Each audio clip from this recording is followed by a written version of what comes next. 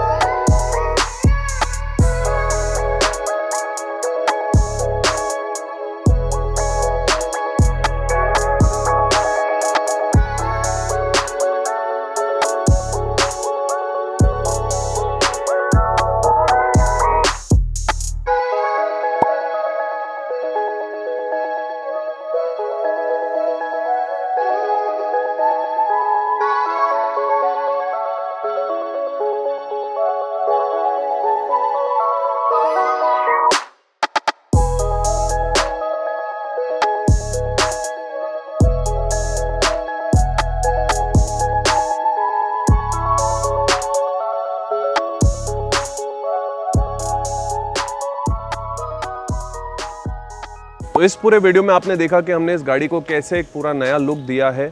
Customer ने actually एक गाड़ी यूज्ड खरीदी थी और गाड़ी की कंडीशन देखते हुए उन्होंने डिसाइड किया कि इस गाड़ी का रीपेंटिंग करके वो इस गाड़ी को एक नया लुक दे सकते हैं और इस काम के लिए उन्होंने हमें अपना सर्विस प्रोवाइडर चुना। अगर आप पुणे या पुणे के आसपास के एरिया में रहते हैं तो आप हमारे तक भी रीच कर सकते हैं।